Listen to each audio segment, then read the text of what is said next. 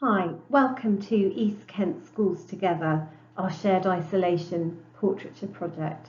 It's fantastic to be with you virtually to think about your portraiture project and the ideas you've been developing over the last few weeks. I've really enjoyed watching Esther's fantastic inspiration video developing your ideas around symbolic objects and potential of portraiture to explore your own space and your own experience of our current strangely disconnected time. I also really enjoyed Dr. Josie Walsh's fantastic session exploring the ways in which you can think about and reflect on and develop your creativity in relation to our lockdown and our shared isolation.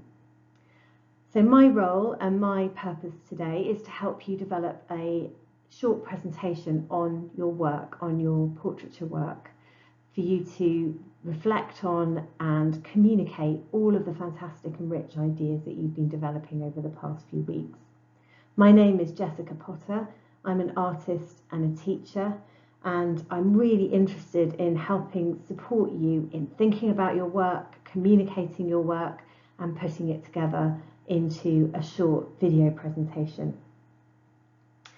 I'm going to help you develop a structure that will help form the basis of your presentation so that you can convey all of the key ideas and concepts that you've been developing, but also so that you can learn to reflect on and refine your thinking. I've gathered examples from the Tate website, from their Tate Shots series, so that you can explore and engage with a range of different artists talking about their work and so that you can learn from them. So feel free to explore these resources and explore the Tate website and listen to artists talking about their work. It's a great way of being inspired, but also thinking about the different ways in which you can communicate your ideas. The one I really specifically wanted to focus on is in the next slide. Njideka Crosby's work is fantastically rich, layered portraiture that explores and uses mixed media processes. Her work is full of fantastic references to her identity and cultural heritage. And I thought that video in particular would form an excellent structure for you to reflect on and develop ideas for making your own videos. So I particularly want you to pay attention to the way in which she talks about her work and the objects that are important to her practice, but also the way in which she is very approachable, communicable, passionate, energised, and full of wonderful, rich sources of inspiration. So Njideka Akunyili Crosby was born in 1983 in Enugu in Nigeria and lived there until the age of 16. She then moved to America, and so her work explores her cultural identity and a kind of hybridity of references between African and American heritage. This is a really important theme in her work. Her portraits often depict familiar and everyday scenes, domestic scenes, interior scenes from everyday life. And I think that the work and the videos showing the artist talking about her life would be a really useful inspiration for the structure for your video presentations. It's a great challenge for you, this presentation. Learning how to communicate and express your ideas verbally is essential in 21st century life. If you want to or aim to go on and study art at university, you will be regularly reflecting on and communicating your ideas and your work to groups of peers and tutors and the public. So it's really important to learn to process, communicate, convey the ideas and themes that you're exploring in your creative work. Communicating is essential to art. As you've probably seen, lots of degree shows and exhibitions and museums are conveying are communicating entirely online at the moment due to the lockdown. So never has it been more important than now to learn to communicate, convey, and use digital platforms to explore your ideas. The other really fantastic thing about presenting your work in a video is that it helps you structure, think, edit, select, slow down and reflect on the most important ideas and to develop a system and a way for communicating them. So it helps you to analyse and reflect on your own creative practice, and it helps you to communicate that to the world. So not only do you learn about your work and the processes you're involved in, but you also learn about your creativity through reflecting on it. And you are then able to reach out and connect with an audience beyond your own selves. And again, in our modern age, there are lots of ways in which you can connect with audiences that have similar creative interests to you.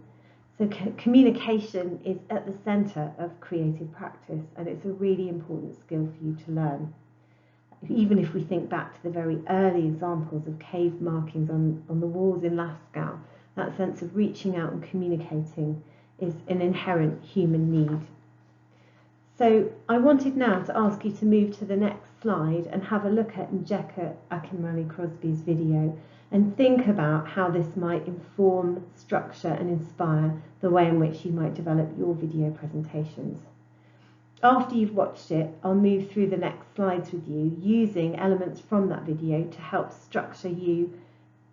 you structure and develop your own video presentations. So on each slide following, I'm going to ask you a question, and I'm going to ask you to do a set of brainstorming, creative mind mapping activities that will help form the structure of your own video presentations. Please bear in mind that these are just a guide, and you can absolutely break the rules, change the rules, develop your own structures. I just thought it would be a helpful way to start. So please move on and enjoy the fantastic introduction to Njeka Akinwumi-Crosby's work on the next slide.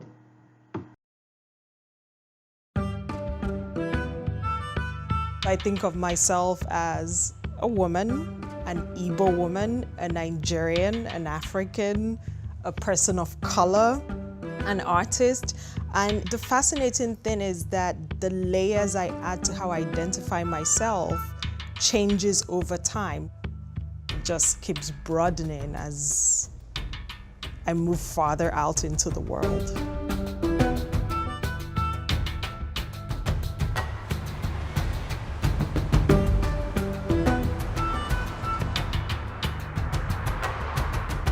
This is a family album, and oh no, and say brace yourself. Every photograph my family has, from when my parents got married till when I moved to America, so maybe like late 90s, early 2000s, is in this one album. 6 children. We're talking over 20 years, one album. But this is probably our family's most valued possession. The figures in the work are based on my family, my life. My husband shows up in the work a lot. My siblings have been showing up in a series. I'll also look for things like plants. I've been doing a combination of plants that I found in Los Angeles, but also plants that I found in Nigeria. So you have this garden that really is nonsensical as well. Being a Nigerian woman who was also American at the same time felt like a very fascinating space, and it was a space I knew I wasn't the only one who inhabited. I wanted to contribute to the new crop of people who were really talking about that space or trying to explore that space, not just in art, in literature, in music, in fashion. Another thing that is important in the studio is my bag of portrait fabrics. I've collected these for years. This is from my brother's wedding. This is from my mom's senatorial campaign, and it's in pieces because I've used it for a number of works already. It seems really in line with what I think of in my practice, which is those places where people expand on inherited traditions. So this is all I have for now. So that's why this bag is very precious to me. I will grab it if there was a studio fire.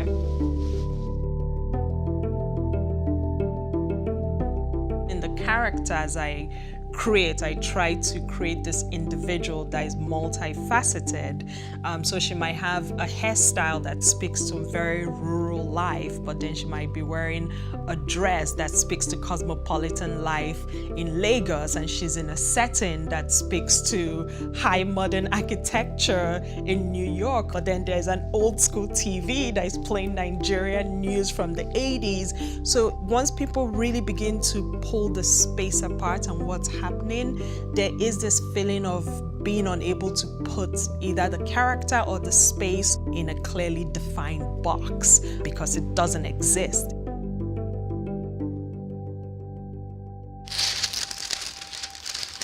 So that's the first layer. There's the India rubber plants and there's the banana plants. And then number 2 was this. I love that it makes sense. You can see both plants, but you're not quite sure what you're looking at because you're simultaneously looking at all these different things at once. Painting is something I can do for hours and lose track of time.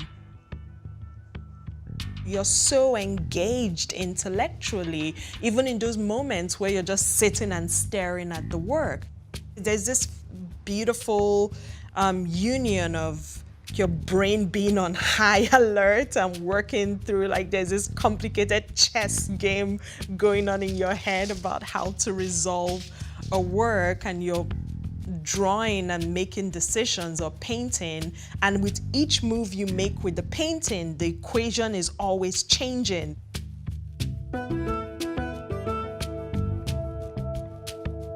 I think there are more and more people in life, as people are moving around for various reasons, who live in simultaneous spaces at the same time.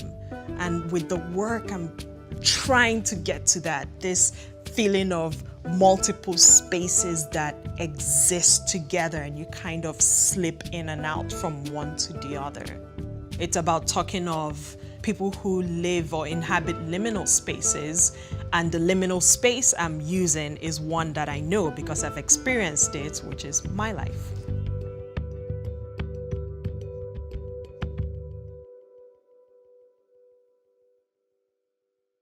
Hi, I hope you enjoyed the film. It's full of fantastic ideas and a wonderful way to get you thinking about how you might introduce yourselves and the key concepts in your work. So what I'm going to ask you to do in this activity is to start thinking about how you can make a statement to introduce yourself at the beginning of your video. So take a blank piece of paper and a pen and have a nice clear open space so that you can start to brainstorm. Brainstorm ideas, words, themes, things that are important to you, that express your identity, what you want to convey about yourself. In the video you could see that Njideka started by listing words and important pieces of information about herself. She did this in a really open, relaxed way. It was very welcoming, it was very honest. So she starts off by talking about how she's a woman, how she's an Igbo woman, how she is a person of colour, and how all of these things are really important to her work and how she navigates the world. So what I wanted you to do is start to think about what key bits of information are important for someone to know about you and how this relates to your portrait, how this might introduce yourself. So give yourself a good few minutes to sit down and reflect and write as many words as you can that relate to your identity and how you think about yourself. Have a look at the words that you've gathered and reflect on them before starting to build an opening statement that identifies yourself. It's a great way to start to just build a sense of who you are, thinking about the most important things about yourself, and use that as a way of introducing yourself to your audience at the beginning so that they know about you, that you've welcomed them into your video, and that you've started to talk about what position you're taking in relation to your work and in relation to yourself. So have a really good go at this and enjoy exploring and developing an opening statement that thinks about where you come from, who you are, what qualities you identify with and that you might be using to explore in your portrait, and how you might use your creative work to reflect your identity and your place in the world. So pause the video now and have a go at brainstorming and developing your own opening statement for your video. In the second part of your presentation, I want you to focus on thinking about the context, the content, and the composition of your work. So in this section, what I want you to do is take a little bit of time to tell the story of how you made your work. Talk about how the process began, what kinds of methods you used, how it evolved. Have you made decisions along the way? Have you refined and changed elements in your portrait? And where have you ended up with it? So this is a chance to tell the story of the work and to communicate the key bits of information that are really important to your work. For example, what is it about? What is in it? What have you chosen to include? Where is it set? How did you prepare the setting? Is it constructed very carefully? Is it naturalistic? How did you compose your portrait? And also, what's the context for your portrait? How did you relate to other influences and ideas? Did other artists inform your work? So this is a really fantastic opportunity to tell the story of the key elements of your work and communicate them to your audience. So what I'm going to ask you to do for this section is, instead of brainstorming, what I'd like you to do is really write a story of how the work developed, but thinking about those key questions that I've identified on the slide, so that you can start to give a sense of the trajectory of how the work took place and what the most important aspects are for you. Have a really good think about the range of influences that have informed your work. Again, in the video that you watched, you'll see the way that the artist talks about a massive range of influences, from everyday fabrics and photographs to everyday life, and that all of these are really important in the development of her work. So nothing is not important, it's what's most important to you. So have a really good go at starting to develop a story that identifies the very particular ways in which you've developed your own portrait. That's the challenge for the second part of your structure for developing your presentations. So pause the video and have a go at that now. In this part of your presentation, I want you to think about the methods and techniques you've used in your work. Again, when you look at artists exploring and talking about their work, they often spend a lot of time reflecting on and expanding on the processes and techniques and methods that they've used. So this is a really great opportunity for you to think about the way in which you've refined and developed techniques and methods for the particular purposes of your portrait. So have a little bit of time to slow down and reflect on and remember the way in which you engaged with materials and how you use them to develop your portrait. So this is all about slowing down and thinking about finding words and language to explore and express the way in which you've interacted with the materials you've used. Again, this is a really great opportunity to show how you have developed your own particular way of working with these materials, and you can then explore and reflect on how they've helped you to develop your portrait and in a way that is very particular to your own identity, and the way in which you may have used materials to express certain qualities about yourself. So think about what you've particularly enjoyed about the process you've used. Think about what you might do differently if you were to do it again. Think about how you might have refined or developed your ability with certain materials. Have you learned new techniques that you hadn't worked with before?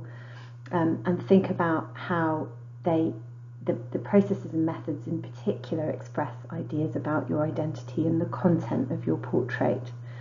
Again, if you think back to the video that you watched, Njideka talks about the very particular ways in which she's developed mixed media style to explore and integrate a massive range of complex influences and sources that that come together to express her identity. And that very theme of complexity, hybridity, multiplicity of lots of different surfaces coming together is very much a core part of her work. So have a go at exploring and reflecting on the methods and techniques you've used in the development of your portrait. Pause the slide now and develop some writing that will explore these ideas. In this section of your presentation, you need to talk about your object or objects. So as part of your portrait project, you worked with objects that were important in a range of ways to express and represent elements about your identity. So this is a chance to think about and write about the importance of the object or objects you chose. So think about why you chose it. Why is it important? What does it represent and say about you? How does it add to and extend, deepen the meaning of your portrait? And how does your object affect your identity or an audience's understanding or a viewer's understanding of your identity?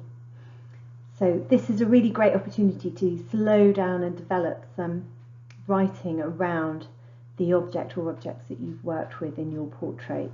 So what I'd like you to do in this section is again get a piece of paper and get your object and start writing about the qualities of your object, the way in which you've interacted with it, and what it represents about you. Again, if you think back to Njideka's video, you'll see how very particular objects were really important to her practice. So at the very beginning of the video, she holds up a very treasured family photo album and starts to talk about the significance of that object in her life and how it's really important to the development of her work and how she uses elements from it in her work. The other objects and materials she picks up are the portrait fabrics that she uses, and again these have been part of her life and were made to celebrate key moments in the history of her family, and again a really important object or material that she uses in her work. So have a go at thinking about your object and think about what story it tells about you, how it's important to your work, and how you can talk about the very particular qualities it has in order to express your ideas. So take a bit of time to slow down and write about the importance of the object in your portrait.